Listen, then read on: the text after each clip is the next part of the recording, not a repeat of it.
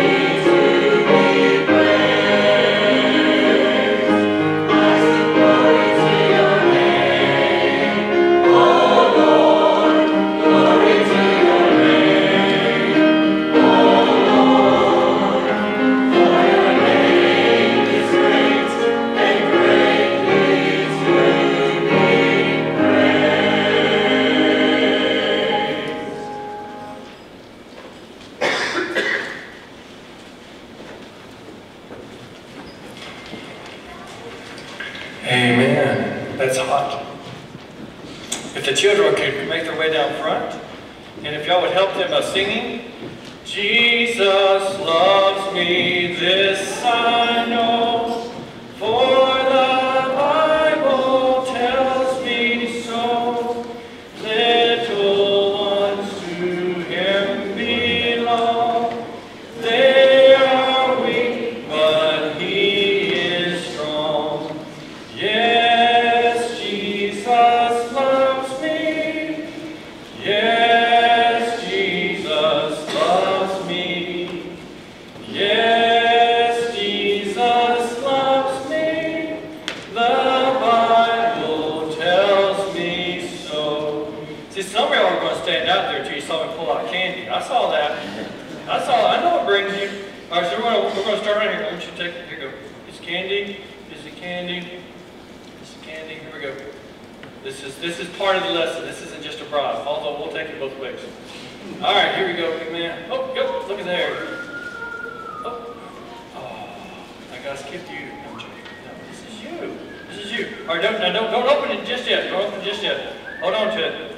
All right, so what we're gonna do is I'm gonna give you a chance. I'm gonna give you a chance to trade. Is that all right? I don't know if y'all ever on the playground at school. Here you go, Harrison. And all right, we're going to start here. All right, so if you want to trade, she has to trade. You want to trade with her, or you want to keep yours? She has to trade unless you say trade. You say trade. You want to trade? Yes or no? You're going to keep it. You going to keep it? All right. Do you want to trade? Anybody want to trade? You'll trade? Oh, wait a minute. Oh, he has a blueberry. We're going to swap blueberry for a peppermint. Who else? Anybody want to trade? You want to trade? All right, anybody want to trade with him? Nobody? Oh, you said you trade with him? You want to trade with her? All right, she'll trade with you. Anyone else? Anybody? Going once? Is everyone been served who wishes to be served? Nope. We're good? Everybody's got, oh, you and Ryan going to trade? All right, we got a green for a blue. Everybody good? Everybody good? So do you like, which one did you end up with?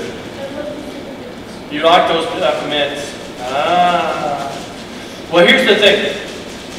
Sometimes we trade up, and sometimes we trade down. Okay? Now, what does that mean? That means sometimes God gives us exactly what we need, whether we realize it or not. And in the Bible, it talks about a brother who wanted to trade something for something else. And it was Esau and Jacob. And Esau and Jacob is a story we read in the Bible. And all of a sudden, Esau was very, very, very hungry. And he came home and he saw his brother in there cooking on the stove. And he says, I want some food. I want it right now. And he goes, it's my food. He says, what do you want? I'm starving to death. He says, well, I'll tell you what, if you'll sell me your birthright. My birthright, that's not worth thousands of dollars. I know, but if you're hungry, no. Okay, fine. And he trades his birthright, thousands of dollars, for a piece of candy, if you would. For right here and right now, what I can have. And sometimes we trade what we want for right now for what God has for us for the long term. And I have to say, in my life, guys, I've traded some long-term gains for some short-term gains. There's been times where I knew I needed to lose some weight, but I was going to eat that ice cream. I just was. I was hungry, and I was willing to trade that. But I want to encourage you not to sell yourself short, not to trade. Before someone offers you something, say, hey, because someone can say, hey, I need you to cheat, because I didn't stay for the test today. So you're going to trade your integrity and your honesty for maybe making a friend for that moment. And that's not good.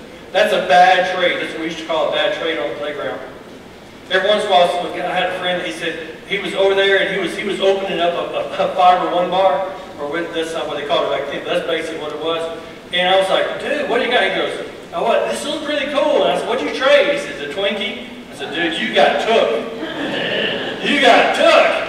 Oh, that's a bad trade. But we don't want to trade God's long-term awesome plan for a short-term gain. Because we can lie, we can cheat, we can steal, we can do things that would not bring honor to God.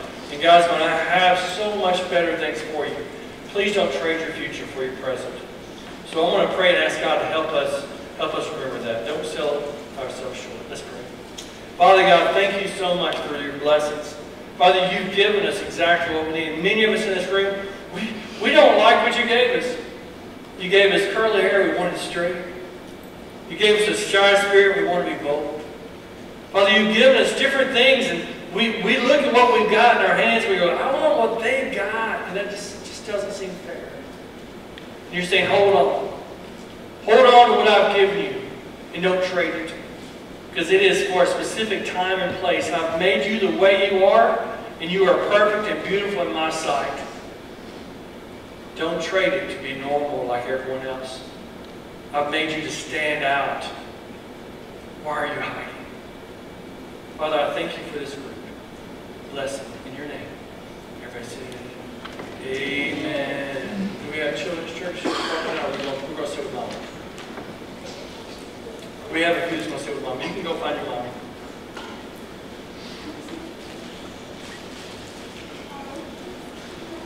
All right. Thank you.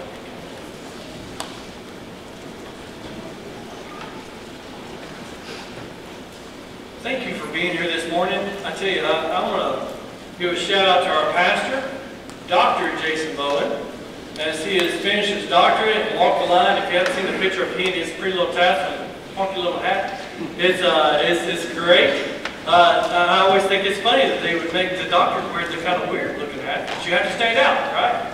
And the different tassels and all that means, that's awesome that he has endured to the end and has got his degree. We're proud of him. I'm humbled to be in front of you today as a stand-in, and I'm honored. I will say that I was reminded anytime that you're charged to speak God's word, whether it's in a Sunday school class or especially in this arena, it's humbling. It's humbling. And you're also just kind of have a target painted on your face. This week has been a very tough week for me and my family. Could have been worse. I don't think this is not sympathy needing. But I'm just saying that I look back and I can see Satan kind of pointing and picking and prodding on me. Matter of fact, some of you may or may have not noticed the preacher in the fire loft in a panic. I couldn't find my notes. I was like, where are my notes? You know, I was looking around, and I was kind of had a panic, and I was like, well, you know, if we couldn't old school it this morning, I just kind of run up there and go at it. And sure enough, by that time, Stephen had closed his book and walked away, and there they were on the pulpit. All right, we're going to make it. We're going to make it.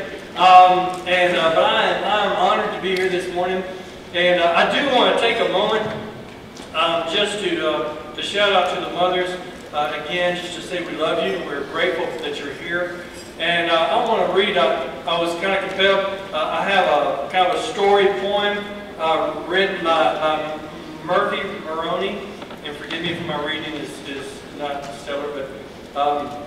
Let's just do it to you women. It says, you are the keeper. You are the keeper of schedules, of practices, games, and lessons, of projects, parties, and dinners, of appointments and homework and assignments. You are keepers of information. Who needs food 5 minutes before meltdown occurs? Who needs space when they get angry? That's who you are. Whether there are clean clothes, whether bills are paid, whether we are out of milk or not. You are keepers of solutions, of Band-Aids, of sewing kits, and snacks in your purse. You also of emotional bombs and security blankets.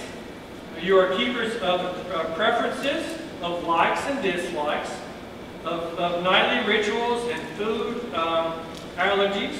You are the keeper of reminders to be kind, to pick up their trash, to do their dishes, and to do their homework, to hold open doors and to write down thank you notes. You are keepers of rituals and memories of pumpkin patches and Easter hunts. You are the taker of pictures and the collector of special ornaments and a writer of letters. You are the keeper of emotional security and of comfort, the navigator of bad moods, the holder of secrets, and the smoother of fears. You're the keeper of the peace, the mediator of fights, the arbiter of disputes, the facilitator of language, and the handler of differing personalities. You are the keeper of worry.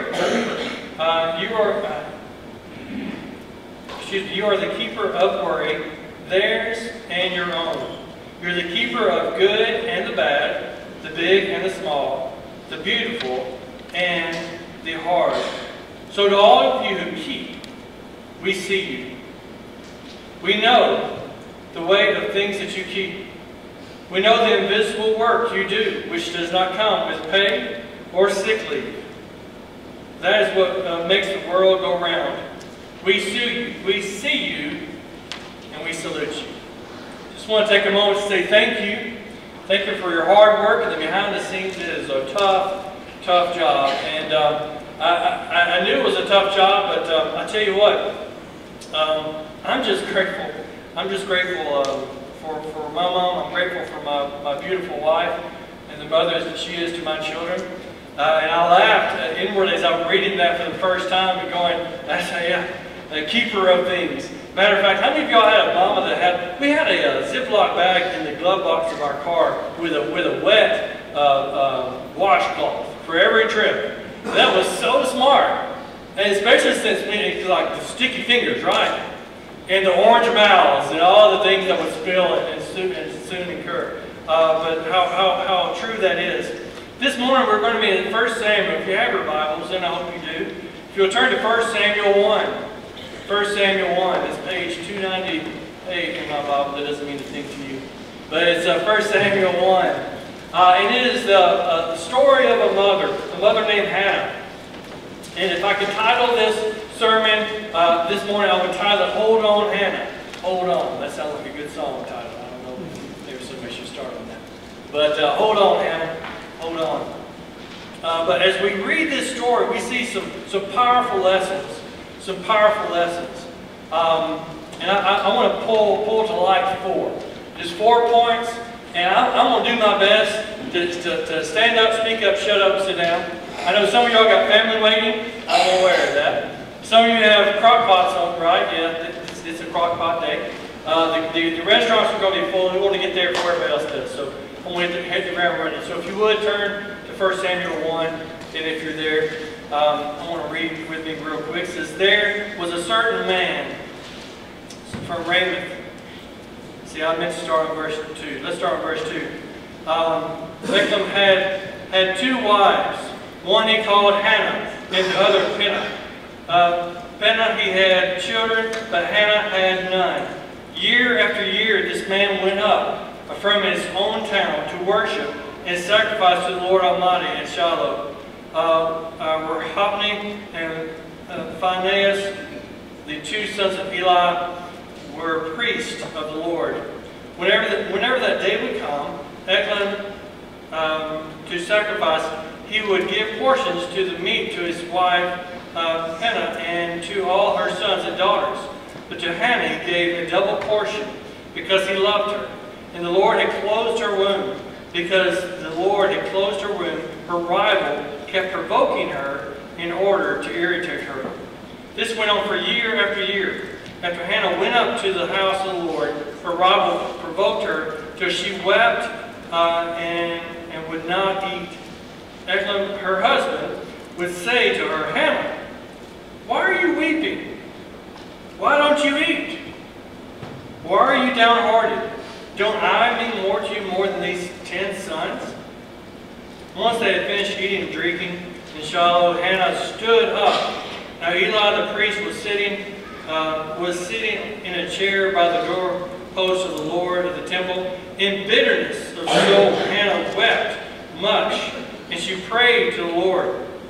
She made a vow, saying, O Lord Almighty, if you will only look upon your servant's misery, and remember me, and will not forget your servant, but give her a son, then I will give you to him, to the Lord, for all the days of his life, and the razor will not be used on his head. And now that's a powerful, powerful passage. But just to kind of overview that, we have a man that has 2 wives, and one wife has several children, and then we have Hannah, and Hannah has no children, and that's a disgrace to her, and especially in that culture. But it's a saddened heart. And not only is she saddened that she doesn't have any children, she's also saddened that the other wife has all these children. She just keeps having more and more children, and every time she has a child, she's reminded of her failure. Before long, she is grief-stricken, she is torn, and she becomes embittered, and she gets very sad. And that's on a whole different level. But she goes up to the Lord's house, as they do year after year, to give offering.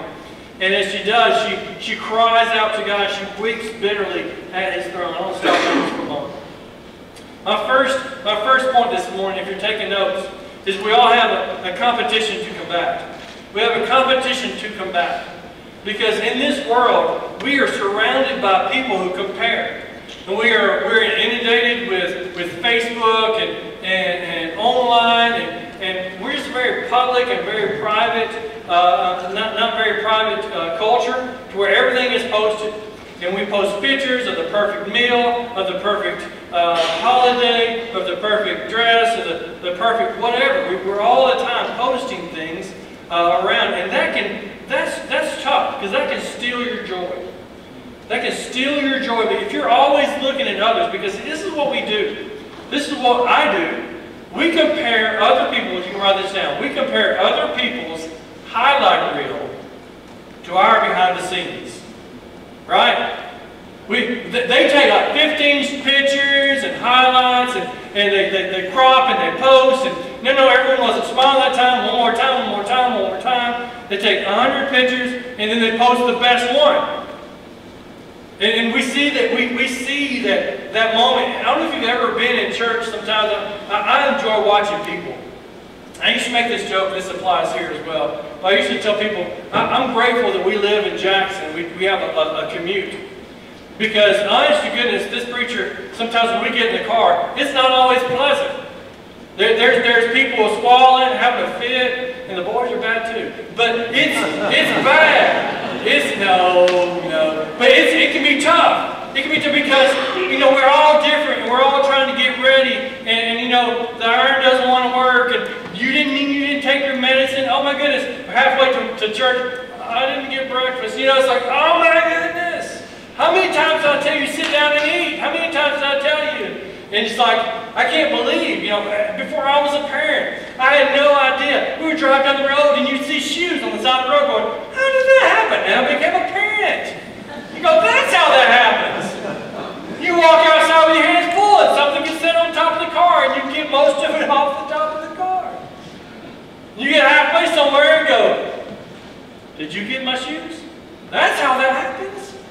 That's how the comedian said, he said, insanity is hereditary. You get it from your kids. You do. It's tough. It's tough. Parenting is hard. But and I used to joke about, we have a drive to church. I said, because it was like the first 15 minutes, like nobody talked. The kids in the back. They're trying to pull it together because they're crying, and where everybody's stewing, and but by the time we got to church, everything's all right. I have to say, some of us in this room need a longer drive to church. Just saying. But as you watch people through, I used to love, I would come and I would stand in the pulpit, everybody's coming into church, our last church, Libya Church, and I'll be in the pulpit, and I'll be going through my notes and stuff, and I would watch the mamas come in, and they're straightening little boys, and all that, and the daddies. It was so funny to watch the parents come in. Oh God, I get it. Because by the time Sunday school came, they all walk in and they're all mashed up and aggressive. It was like, I saw y'all before church. But see, we compare our behind the scenes to other people's highlight reel. And it's hard. It's hard when you see people posting that, you know, you're at, it never fails, right? You're somewhere at, you know, a nice restaurant like McDonald's, and you're sitting there eating your little salad, right? And it never fails. At that moment, someone wants to post their Red Lobster meal, right? I want that. Or worse, you know, you're like, hey guys, let's go to the park, and you're throwing ball, everything's feeling really good until somebody posts about their Bahama trip, right? You're going, I want to go to Bahamas. And all of a sudden, what you have right in front of you doesn't have that appeal. And we're in a comparison culture, and it steals our joy. It steals our joy. We need to combat that. We need to stop for a moment and say, God, you give me what I need when I need it, period, in discussion. I love you. I thank you. I'm blessed. God, you are so good to me. When we take more time to thank our God for what we've got, man, we'd be a happy people. We'd be a happy people. I couldn't tell you how many times my boys can attest. We'll be sitting in a group like this, whether it's in children's church or in youth or wherever, and I'll look over to Will, and I'll hand out, and I'll be one short. And I'll look at Will, and he goes, he hands it to me. Because because we're going shy. He goes, okay. But the first few times, you know what happened? He goes, but I want it. Boy, look at me. Who bought that? You did. Do you not think I got more in my car? Oh, yeah. You get the bag. You're the preacher's son. You know, you get the, it's like the leftovers are huge. I just pulled a handful out. There's a whole bag in the car. And our Heavenly Father's going, there's a whole bag in the car. What are you griping about? I gave you peace. Yeah, they're on that trip. They're going to work for the next 10 years to pay for it. It may look good in a picture. Peace is priceless. We find peace in knowing that we are in God's will. We're doing what God wants us to do. And sometimes we can trade that peace for right here and right now. But don't do that. Don't do that. Combat the competition. And here we have Hannah. And she's looking at the other wife going, she's got kids. She's having, oh my goodness, she's having another kid. You know, she's getting more and more bitter. And if we're not careful, that will get a hold of us. And our one will turn to bitterness. And at that moment, we need to learn to cast our cares. Point number 2. See, I'm moving along. Cast your cares. We have the care to cast. You have a burden on your heart. Each of us in here came in this morning with a burden on our heart. It may seem big, maybe others doesn't seem that big, but to you it's a burden. Maybe you came this morning dreading. Mother's Day is a hard day for you. And you're dreading. You're waiting for this to be over and get back to normal life. I get that. Here's the thing. God says cast. Cast your cares. Cast your cares on me. Lean on me. Help me. Help you find your peace. Stop looking around. And I want you to come to me and cast your cares.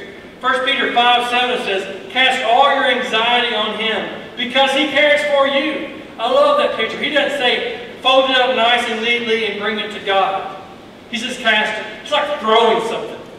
And I love this, that Hannah comes to church and she kneels at the altar and God, she has an ugly cry. Because it's an ugly cry. It's just like, can't fix the cry. And I love that picture because she goes to God and she cries out to Him. And some of us need an honest moment with God. You've been praying flowery prayers for years. Oh God, I know, yeah, I should. And He's going, that ain't you. I see, you're just a stuffer. See, you're angry because you think I'm not going to take care of you. You're not trusting me. I'm the God. I can take that. I need you to stop stuffing it away. I need you to start revealing. I need you to just give it to me. Give it to me. Have an honest moment with God. He knows your heart anyway. Just have an honest moment with God. Sometimes we need to have a good, honest moment. Have you been honest with Him lately? Have you been honest with you? You've been angry. You don't even know why you're angry. Maybe you need to get along with God. Maybe that's the whole thing. So sermon's over. You just go home and just get along with God. And just go, God, why am I angry? I'm just angry. I don't even know why. Let Him tease that out. Let Him love on your soul. And you may find yourself in a moment shaking your fist and going, God, this is not fair. I didn't ask for this. So I got big shoulders. I'm a big guy. Just keep coming. Cast your cares. Throw them. Throw them as hard as you can. I can catch it. Cast it. Just be honest. Have an ugly cry at the moment. You'll feel better. And you'll know that you can trust me. You can trust me with your honesty. You can trust me with your hurt. You can trust me. Cast your cares. Point number 2. Point number 3. Some of us have a dream to reevaluate. Maybe you have a dream you need to stop for a moment and go, is that really from God or is that from me? Did I get that kind of nudge from God? Did God put that in my spirit or did I conjure that?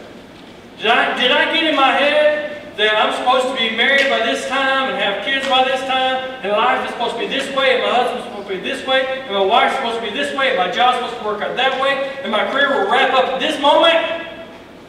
And God's going, who told you that? Who told you that? I didn't tell you that. I told you to trust me. And I'll give you life more abundant, not the American dream. Sometimes that works out, sometimes it don't. And God is still God. He's still worthy of your trust. He's still worthy of our praise. Sometimes we need to stop for a moment and go, what was I dreaming about? Who was I? I thought this. And just have a moment and figure this out, because we have Hannah, and she has a dream, and it's a good dream to have a child.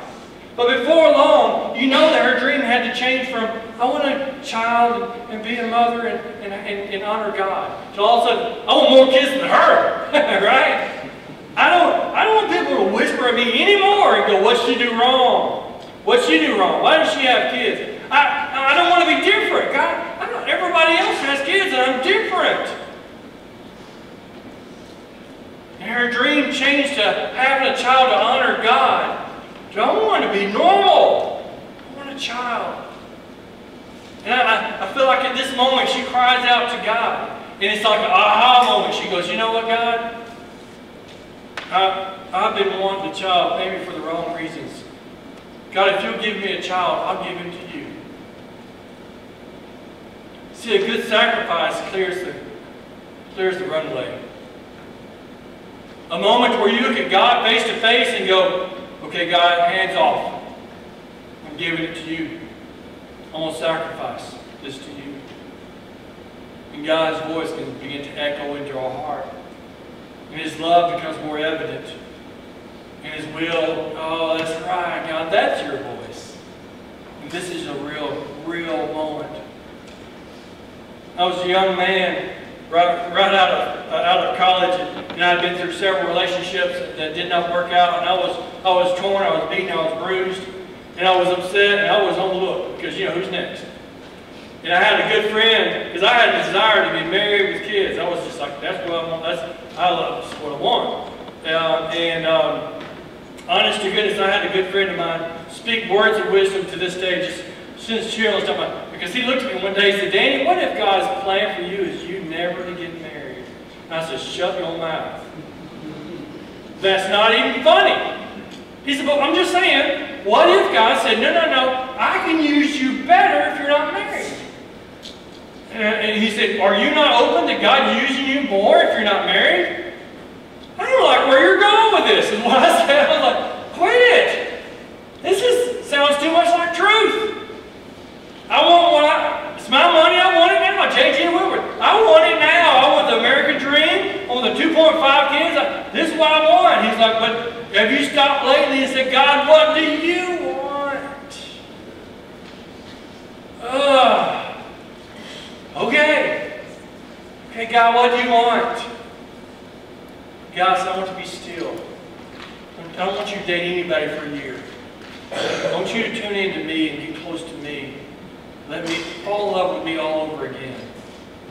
And we'll see from there. Now you're supposed to say, if I do that, then you'll let... No, I didn't say that. No. Because see, Hannah didn't get a promise. You understand that? Hannah didn't get a, hey, you forgive me this child, I'll give you more. She didn't get that. We don't read that at all in her story. She got a whisper. Now, we know it's got to be a whisper from God to give you your child, because the child wasn't a teenager yet. That's a joke. You should laugh. Because it was a teenager, yeah. No. But she's like, I'll give him to you as a child. As a beautiful little baby. A baby that we read that she will go year after year to the temple, and she would make a cute little robe, and no doubt she would look at him, she'd pinch his little cheek and hug him and say, Mom, that's enough, I can't breathe, I can't breathe. She loved her child. But she made a promise to God. And God says, if you trust me, you'll make a sacrifice to me. If you trust me, you'll get along with me. You'll do things my way. Sometimes we need to reevaluate. When we take time to reevaluate a dream, sometimes it leads to a new adventure. Sometimes it's a new adventure. Some of you in this room get that. Because your dream was to have kids, and God says, I have a different adventure for you. I have a different adventure. Have you ever thought about the lady that we celebrate here, not the lady, but her ministry, Lottie Moon? She had thousands of kids, but none that she birthed her own. God had a new adventure for her life. He had something more powerful for her life. Sometimes when we lay down our dream and we're willing to give that to God, God says, good, now I can work with you. Now I have a new adventure for you. I need you to embrace that. Taking time to reevaluate can lead to an unexpected peace. Unexpected peace. That people go, I don't understand why you're happy. Don't you realize you're not normal? Don't you realize that everyone else is? And you're like, I'm good. Everyone else is going on vacation. You know what? I'm really good not to this year. I just have a peace. I'm going to save my money and be at home and be ministry to others. And I'm really not, I'm okay with it.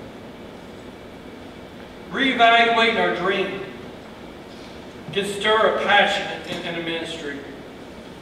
Just to take a moment and say, God, my life isn't what I planned it to be, but I want to follow your plan, can create a passion and a ministry in you like you never knew. I'm so thankful that I went through hard times as a youth. I'm thankful I went through depression. Those were hard things. But you know what? They are what made me who I am. And I have a passion. And some of you ladies in this room, some of you have gone through miscarriages, right? And then all of a sudden you're in a room and you share that, and like 3 other women come up and hug your neck and cry with you. They're hurt with you. They have a passion in the ministry that everyone else goes, oh, and they don't get it. But they get it. It's a passion in the ministry because I've hurt in that way. Therefore, I've lost a loved one in that way. Therefore, I'm going to lay down my dream and I'm going to trust in God in His way. I'm going to embrace that new adventure. I'm going to have an unexpected peace. I'm going to have a new passion in the ministry. She had to lay down her dreams of having a normal family and give up her child. And she did it open-handedly. And lastly, last point, some of you just turned around and said that. She has a God to trust, and so do we. We have a God to trust. A God that says, hey, I love you, I know you're hurting, but my grace is sufficient. Yeah, I know that's tough. I'm right here with you. My grace is sufficient. But God, I thought you promised. No, that's what that television TV said. I never said that. My word says, I will never leave you nor forsake you. I'm going to walk with you through that valley. Matter of fact, better yet, I'm going to crawl in the ditch and sit down with you. And we're going to have a good cry. I'm going to love you. I'm going to give you a peace. I'm going to give you a passion. I'm going to give you a new ministry. And we're going to step out of this ditch and we're going to go to a whole different level. And you know what? Regardless of how hard this life is, my other promise I will make to you is not only are you not alone, this isn't all there is. Amen. That should got a few amens there. This isn't all there is. There'll be a day we'll pay no more taxes. I have no more laundry to do. That's right. We have a God that says, trust me. My grace is sufficient. My presence, my power. You can trust these things. My provision. Hold on, Hannah. Hold on. Hold on to His plan. His plan is perfect. Hold on to His presence. He is right there with you. Hold on to His provisions. He will provide. In her story, we do find that God does provide her more children. And I'm grateful for her. That's good. That's good for her. Let me let you in on the inside. You're not guaranteed that. I'm not going to lie to you. There are preachers that will say thankfully not ours. Brother Jason is on the same page. Just because you do what's right doesn't mean life will work out. Life may get worse. May get harder. You may get sick. This life is not fair. But our God says you can trust my plan. You can trust my power in my presence. You can trust me. And even when you can't trace my hand in your life, trust my heart. Read my word. My word says, I love my people. My word says, I'm looking for a chance to say, that's my girl. That's my boy. I love them. I love them. He loves you. Come today to a God who loves you. You can trust Him. You can cast your cares. Let's see if He'll come out. You can cast your cares. You can lean on Him. Maybe we need to deal with some comparison this morning. Maybe the altars are here for you to just kneel and say, God, I'm tired of comparing. I know I do it. Maybe, hello, the preachers want to say, maybe we just need to turn off Facebook for a week. Ouch. The world will survive without you, I promise. It'll be hard. Maybe it's something else that you just look around. Maybe instead of being angry at that coworker or that person that you're around that they have what you want, maybe you start praying for them. Praying that God would show you a peace and a passion and a ministry. Maybe we need to reevaluate some dreams this morning. Regardless, I want to encourage you to hold on. Hold on to God. He's trustworthy. He is good. He's a good Father. Let's pray. Father God, thank you so much for the privilege to come and to hear your word. Father, thank you for Hannah. As she pours out her heart, as she cries out to you, she lays at your altar and says, God, this is not fair. She has an honest moment. She cries out to you. She casts her cares on you.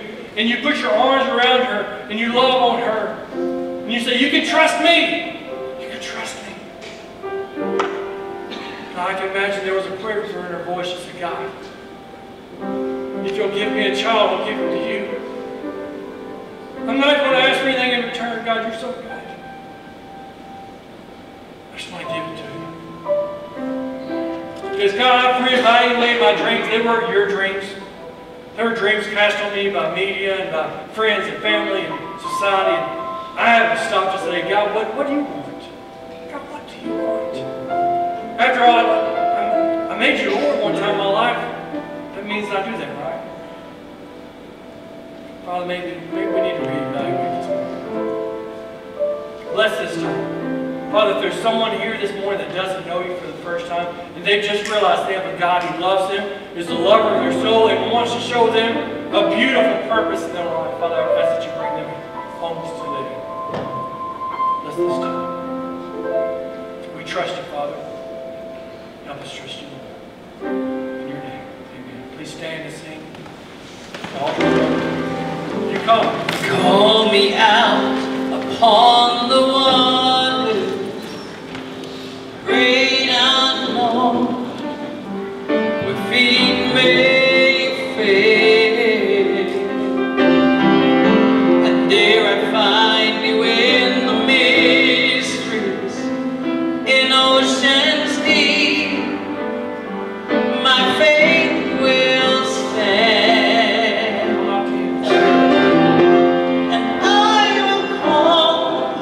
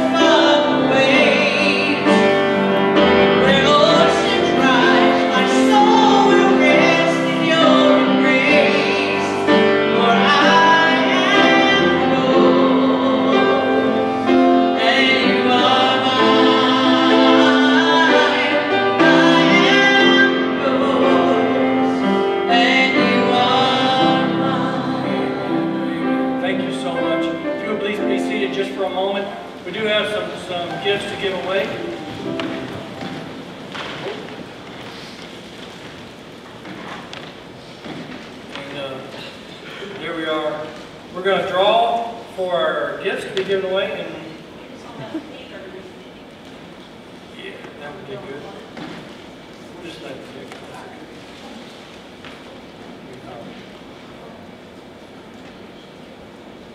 do. Renee Holt, come on down. No, actually, tell you what, if you'll stay there, where are my sons? Come on down. And ladies, so that's what you get. We got some helpers. Oh, Miss Renee. There she is. All right. Next. Miss Pam Johnson. Yay. We have a lot of awesome things donated. Just want to say thank you, because I do have a list of Pam Johnson. There she is. Pam Johnson? I'm joking. Erin Farrell. Miss Erin. Yeah.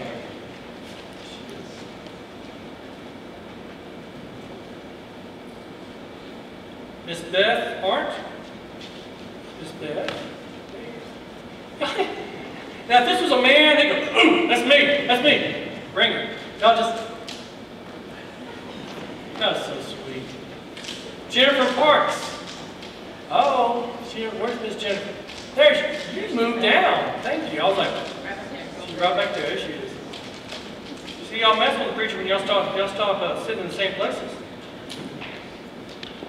Miss Linda Criswell. Did I say that right? I'm so sorry. Thank you. I was like, I'm not a great singer. Oh, come on down. Sing it again. Raise your hand. I'm going to make y'all stand. Don't make me make you stand. All right. Miss Christy Galloway. There she is. Out front.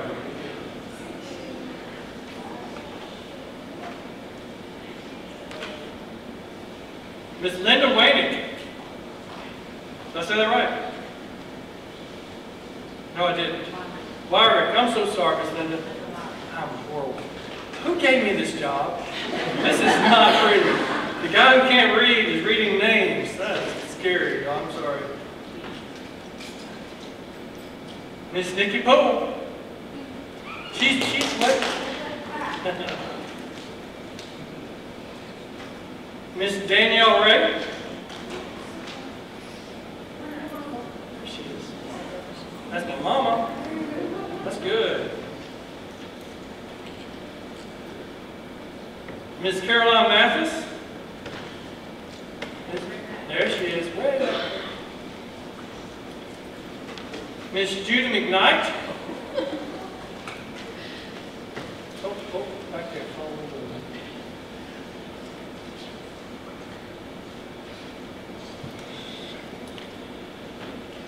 Miss Mary Ann Raspberry.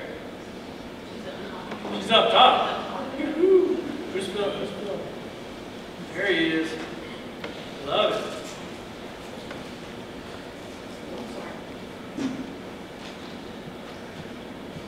Miss Elaine Donovan. It's a B. Donovan. I said it right. Donovan.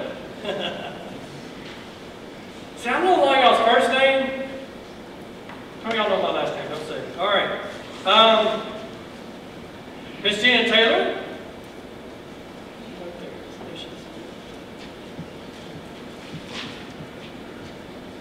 Y'all are so serious. Miss Brenda Taylor. Way up top. There she is. Maybe I should have said, that's next year we're just going to go, Parker's mom? You know, just put, no, that's all right, Miss Carol Weems. There she is. See, she sat in the right place. Move around on her. Miss Sandra Wilford.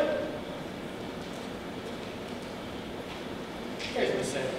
Williford, I'm sorry, Williford. You could help me.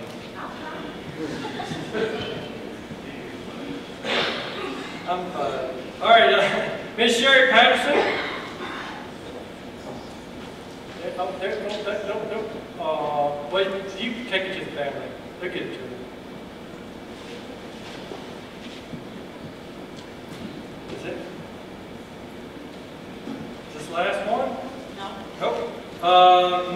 Miss Pat Bobbitt. There she is. I want the candles. Miss Betty Newman. There she is. Middle girl.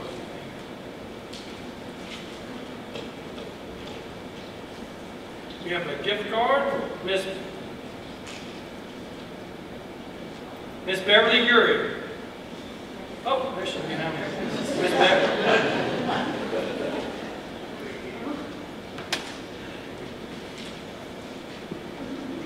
We have Miss Judy Reese.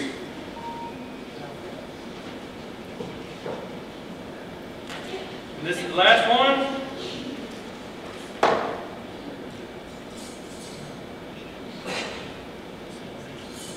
Miss Lynn Sessiano.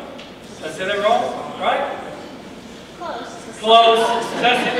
I'm sorry. Miss Lynn. I'm good with first name.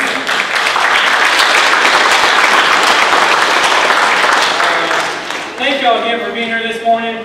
And Mr. Jeff is going to come and close us in a word of prayer.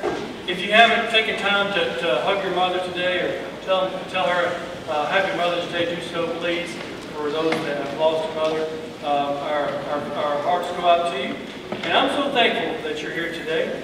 And I'm about as thankful that I can take my coat off here very shortly. It looks good, it's hot.